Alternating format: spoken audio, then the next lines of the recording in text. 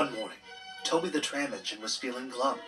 The other engines were busier than ever, but poor Toby hadn't taken any passengers with Henrietta for weeks, only shunting freight cars in the yard.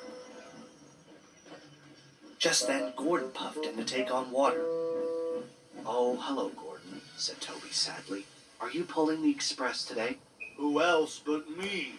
puffed Gordon. "You're lucky to always have passengers," remarked Toby. "You know, Henrietta and I haven't gone this long without passengers since." "Well, not since my old tramway closed down." And Toby remembered. "It was back in the good old days," chuckled Toby. "We had our own line, hauled freight, and Henrietta was always bustling with passengers. They'd visit us on holidays and always remembered our names. But then they stopped coming back. My line was closed, and the good old days were over."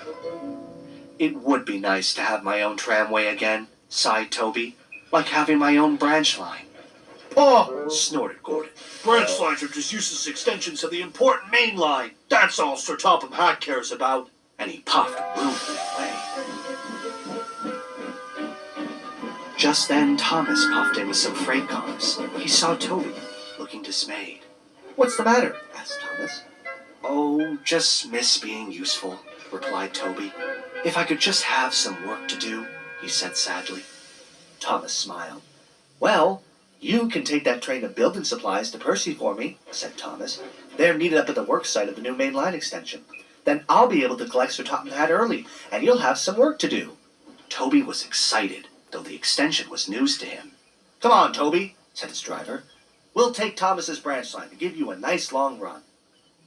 Toby was now beaming with joy. He reversed onto the train of supplies and set off for the work site. But as he puffed down the line, he couldn't stop thinking about what Gordon had said. Sir Topham Hatt really does only care about the main line, he thought to himself. Meanwhile, Percy was fuming. "Where's Thomas? I'm exhausted," he complained.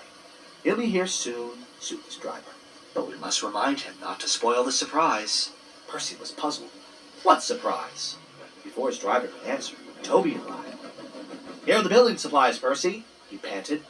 "Toby, what are you doing here?" he snapped. "I'm sorry. Thomas said I could deliver these supplies for him. Is there anything else I can do to help?" Percy eyed a long line of freight cars, full of scrap and tree branches. "You can take those cars back to the yards for me," he replied. The train looked quite heavy for Toby, but he agreed. He rolled onto the special junction, called a Y, to change directions.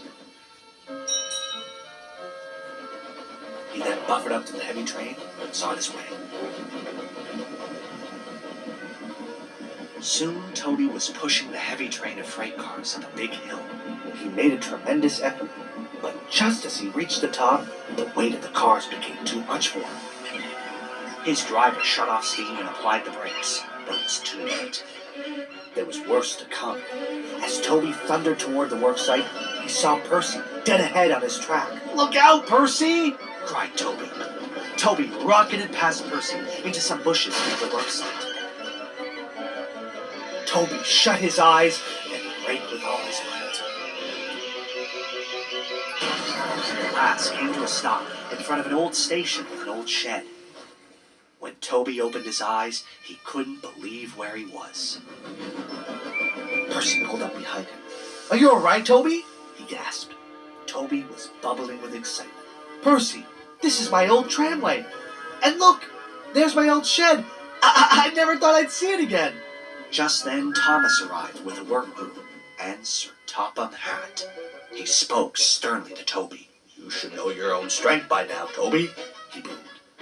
"I'm sorry, sir, but I only wanted to help." "I'm aware of that. I'm just glad to see you're safe, though it's a shame you've spoiled your surprise." Toby was confused. "My surprise, sir?" Sir Topham Hatt smiled. "Yes, Toby, our new extension is in fact a restoration. We are restoring and connecting your tramway with the main line and Thomas's branch line." Toby grinned from buffer to buffer. He almost couldn't believe it. "Oh, sir! Thank you, sir!" he cheered happily. When the restoration was complete, Toby and Henrietta took a special charter of friends, old and new, down the line on the winning run.